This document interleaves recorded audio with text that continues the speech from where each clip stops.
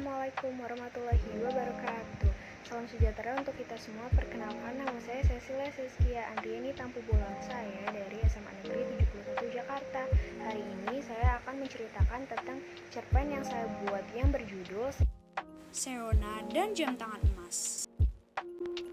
Direktur dan produser Cecilia Siskia. Tokoh Seona, ayah, ibu, nenek, dua orang laki-laki, dan warga. Sudut pandang orang pertama sebagai pelaku sampingan merupakan sudut pandang yang menempatkan penulis sebagai pendamping dari tokoh utama buatannya. Disclaimer, cerita ini merupakan jenis cerita fantasi, dibuat berdasarkan hasil karya imajinasi saya sendiri. Di suatu desa yang damai, hiduplah seorang gadis desa yang sangat cantik. Dia bernama Seona. Seo adalah seorang penjual kue yang hanya tinggal bersama neneknya. Dia berumur 15 tahun.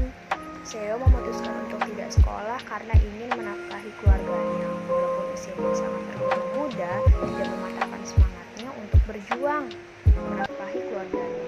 Seo ditinggal ayah dan ibunya pada saat Seo masih bayi, karena ayahnya tewas di laut saat berlayar, dan ibu Seo meninggal karena memilih untuk menyelamatkan Seo sejak di kandungan. Sehingga pada saat Seo tumbuh besar, Seo tidak sempat melihat bagaimana wajah ayah dan ibunya. Selama ini Seo selalu diselimuti rasa bersalah karena demi Seo ayah dan ibunya harus tewas dalam hal yang mengenaskan. Seo gadis yang baik, lembut, pintar, dan disukai oleh banyak orang di desa. Dia menjadi kegemaran semua orang di desa karena sikapnya dan juga paras wajahnya. Seo tinggal di rumah yang letaknya dekat dengan hutan. Rumah tersebut terbuat dari daun tebu dan anyaman bambu, sehingga jika hujan menerjang, rumah tersebut akan bocor, bahkan bisa hancur kapanpun. Seo sangat mencintai neneknya karena hanya neneknya satu-satunya keluarga yang dimiliki oleh Seo. Seo gemar membaca buku dan membuat kue seperti ibunya. Dia gemar membuat kue yang berkarakter tumbuhan dan hewan. Suatu hari, Seo pergi berjualan di desa sebelah hutan.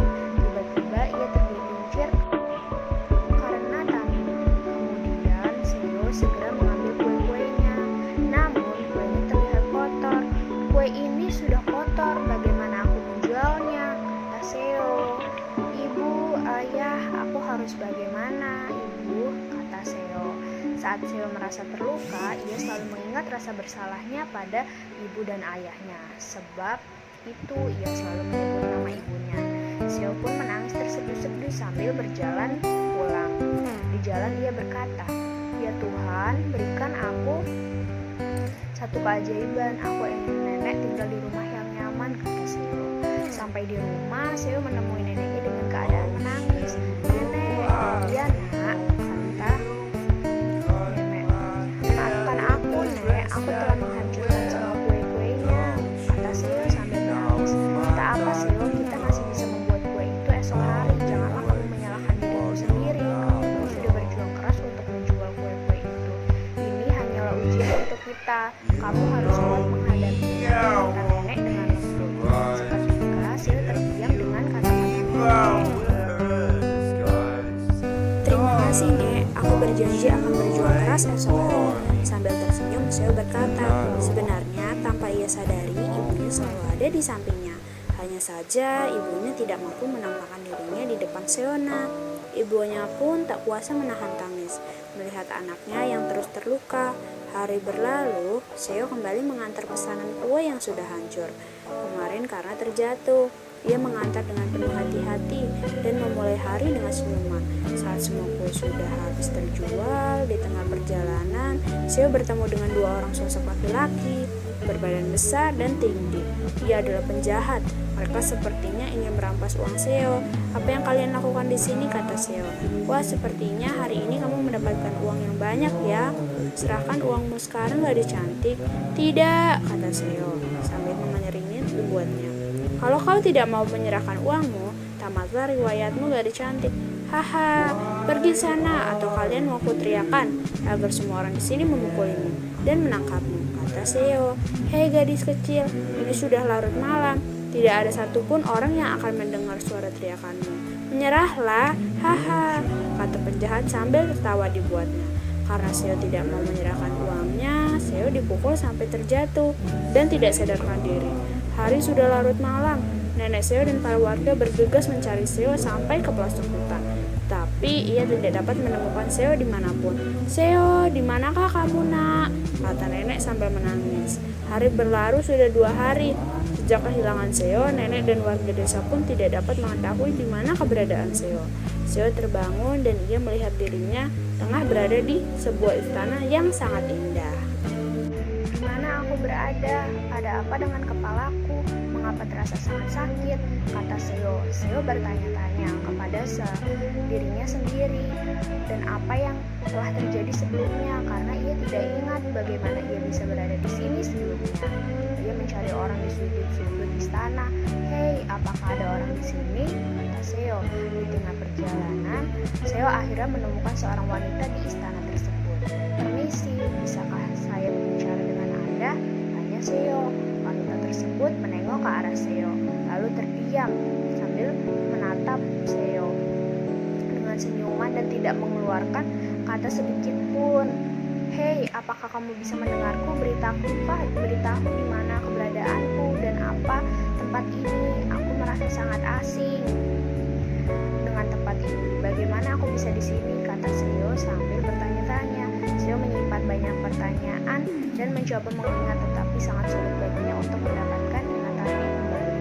Wanita itu mengarahkan Seo ke sebuah tempat. Seo diberitahu wanita itu untuk menunggu sampai seseorang datang menjemputnya. Wanita itu menyuruh Seo menunggu tanpa mengeluarkan kata sedikit pun. Tiba-tiba datanglah seorang wanita kembali, tetapi wanita tersebut menggunakan gaun putih. Wajahnya tidak terlihat karena wanita tersebut memancarkan cahaya yang sangat terang. "Apakah kamu baik-baik saja?" tanya wanita tersebut. "Aku baik-baik saja. Siapa kamu? Mengapa wajahmu tak terlihat?" tanya Seo. Seo bertanya-tanya karena ia tidak dapat memahami perkataan wanita itu. "Ambillah ini dan pulanglah, tugasku sudah selesai. Akhirnya aku bisa pergi dengan tenang. Berbahagialah Seo bersama nenekmu dan tetaplah menjadi gadis yang baik. Jangan menyerah dengan semua keadaan," kata wanita itu.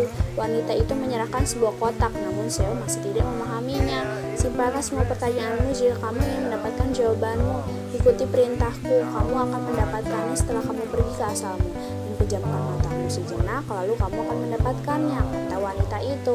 Seo terdiam sambil mengikuti arahan wanita itu. Seo terbangun dari tidurnya. Ia mendapatkan dirinya berada di sebuah rawa dekat hutan saat terakhir kali ia terjatuh. Seo pulang ke rumah sambil membawa sebuah kotak yang diberikan wanita tersebut. "Nenek, Seo," kata nenek. "Akhirnya kamu pulang, nak. Kamu kemana saja, Seo? Mengapa tidak memberitahu nenek?" tanya nenek. "Nenek, aku sangat merindukanmu," kata Seo sambil tersenyum. "Nenek juga, Seo," kata nenek sambil menangis. Hari telah berlalu. Seo memulai harinya dengan senyuman. Setelah ia kembali dari kepergiannya yang misterius itu, Seo juga mengingat semua hal yang sudah terjadi, tetapi ia tetap bingung bagaimana ia bisa berada di istana itu. Nenek terus bertanya. Seo tetap diam karena Seo bingung bagaimana cara menjelaskan hal itu kepada nenek. Seo melihat nenek terlihat lelah membuat kue karena sejak kepergiannya nenek berusaha untuk menafkahi dirinya tanpa bantuan siapapun. Seo merasa iba dan mengingat kata wanita itu bahwa Seo bisa membuat permohonan dari hadiah yang sudah diberikan oleh wanita itu. Seo pun berusaha membukanya. Saat Seo membuka kotak itu, ternyata isi di dalamnya adalah sebuah jam tangan emas. "Wow, indah sekali," kata Seo. "Apa aku dapat menggunakan jam tangan ini? Bagaimana cara aku menggunakannya?" tanya Seo kepada dirinya sendiri. Seo mengingat tiap kata wanita itu bahwa setiap kali Seo memejamkan mata, Seo akan mendapatkan semua itu. Seo mencoba melakukannya dengan membuat permohonan yang sangat ia impikan sejak dahulu. "Aku sudah berjuang keras untuk nenek. Mulai hari ini sampai seterusnya aku tidak akan pernah menyalahkan diriku sendiri. Aku ingin nenek mendapatkan kehidupan yang layak dan rumah yang nyaman," kata Seo. Dengan lembut kemudian Seo terbangun dari permohonannya. Ada seorang laki-laki yang datang ke rumahnya. Laki-laki tersebut berkata, "Maaf, apakah benar ini rumahnya Ibu Seo?" "Iya benar, ada perlu apa Bapak datang ke sini?" "Saya datang untuk memberikan sesuatu kepada Anda." "Apa ini Pak? Siapa yang memberikan ini kepada saya?" "Siapa ini Seo? Apakah kamu mengenalnya?" "Tidak tahu Nek, kita ikuti saja dia." Seo mendapatkan sebuah kunci rumah. Dia dan neneknya diantar laki-laki itu untuk pergi ke ke sebuah rumah yang sangat besar seperti istana, rumah yang selalu ada dalam imajinasi Seo. Kemudian Seo tersadar bahwa semua ini jawaban dari permohonannya. Semua yang dialami Seo adalah sebuah mimpi yang mempertemukan dirinya dengan ibunya. Lalu terlintas di benaknya bahwa wanita yang menemui Seo adalah ibunya. Karena semua yang diucapkan oleh wanita tersebut sama seperti yang nenek ucapkan. Saat Seo merasa terluka, Seo menyesal. Andai saja ia menyadari lebih awal, mungkin ia masih bisa berbicara dengan ibunya.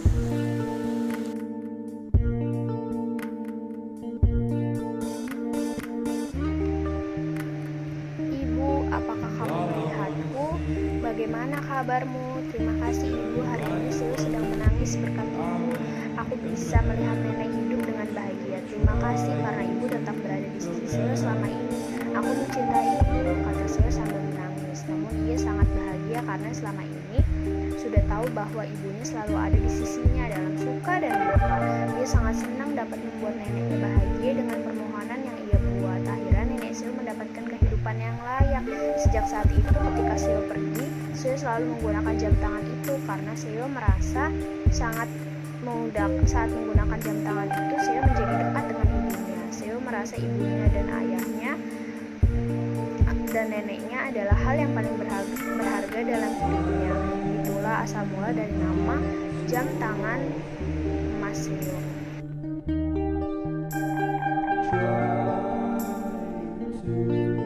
Adalah jalan terbaik menuju kehidupan yang lebih indah.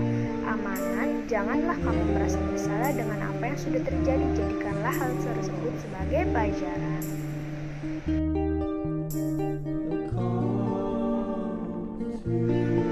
Cukup sekian yang dapat saya sampaikan.